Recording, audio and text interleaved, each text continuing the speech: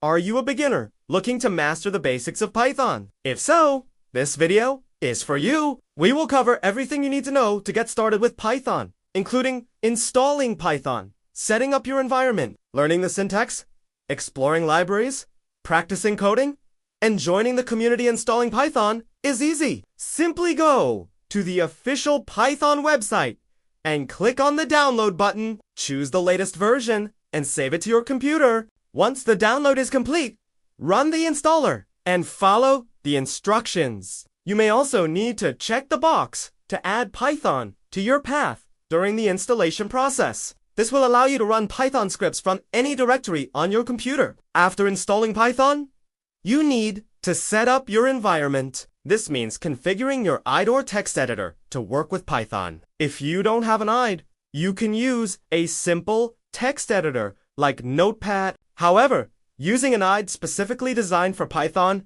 can greatly enhance your development experience. Some popular Python IDEs include PyCharm, VS Code, and Thonny. These IDEs provide features like code completion, syntax, highlighting, and debugging tools that can help you write code more efficiently.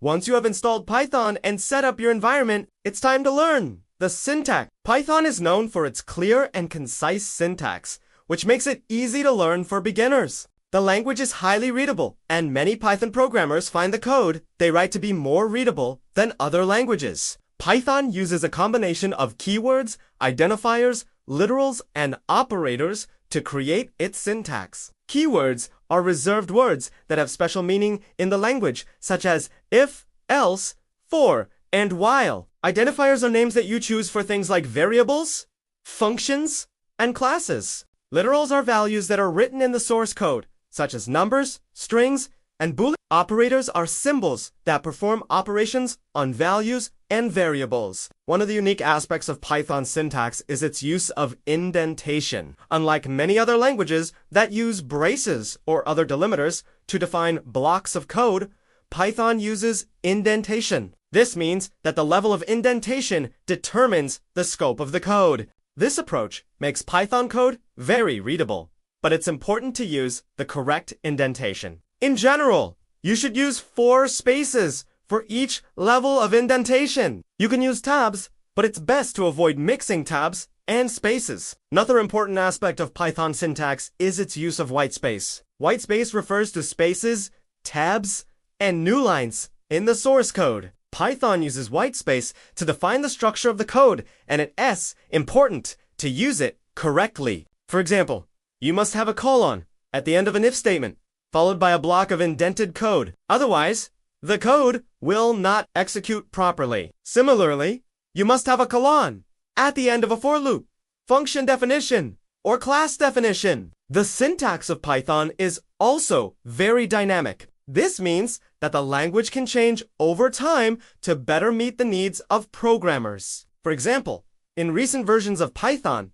you can use equals to create a variable with a default value. This is known as a walrus operator because it looks like a walrus. The walrus operator is an example of how Python is constantly evolving and improving. Now that you know the basics of Python syntax, it's time to explore some of the language's vast libraries. Python has a huge collection of pre-written code that can be used to perform almost any task. These libraries are a major reason why Python is such a popular language, and they make it easy to build powerful applications without writing a lot of code from scratch. One of the most popular Python libraries is NumPy, which provides support for working with arrays and matrices. NumPy is used extensively in scientific computing and data analysis, and it's a must-know for anyone doing serious Python programming. Another popular library is matplotlib,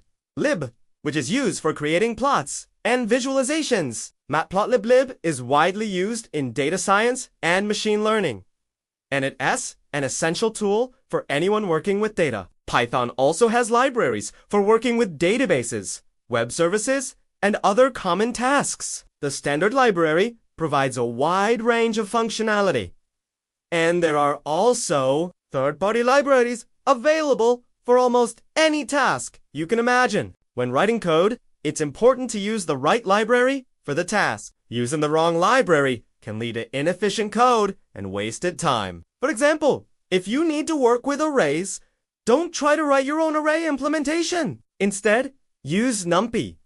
Similarly, if you need to create a plot, don't try to write your own plotting code. Use matplotlib instead. Using libraries effectively is one of the keys to becoming a proficient Python programmer. Now that you know about Python syntax and libraries, it's time to start writing code. You can do this by opening your IDE or the text editor and creating a new file. Save the file with a Py extension. Then open it and start writing code. When writing code, it's important to use good coding practices. This includes using meaningful variable names, writing functions that do one thing and are easy to understand, and adding comments to explain complex code. It's also important to test your code thoroughly to ensure it works correctly. This can be done by writing unit tests or by using the Python debugger to practice coding. You can also try solving problems on websites like LeetCode and Hack. These websites offer a wide range of problems of varying difficulty levels. They provide a great way to practice your coding skills and learn new algorithms and data structures. In addition to practicing coding, it's also important to keep learning. There are many excellent resources available to help you learn Python. One great resource is the official Python documentation. The documentation is comprehensive and up-to-date, and it's a great place to find information on any Python topic. Another excellent resource is the Python tutorial, which is available online. The tutorial is a step-by-step guide to learning Python, and it covers all the basics. There are also many online courses and tutorials available to help you learn Python. Some of these resources are free, while others are paid. One of the best ways to learn Python is by doing. So try to get hands-on experience by building projects and experimenting with the language. You can also join online communities to get help and share resources. Many online forums and communities are available where you can ask questions and get help from other Python programmers. In conclusion, mastering the basics of Python is essential for any programmer wanting to work with this versatile language. By following the steps outlined in this video, you can set yourself up for success in learning Python. Install Python, set up your environment, learn the syntax, explore libraries, practice coding, and join the community. Remember that learning takes time and effort. So be patient with yourself and enjoy the journey. With dedication and practice, you can become a proficient Python programmer. If you found this video helpful, please hit the like button and subscribe for more programming content. Thanks for watching and happy coding!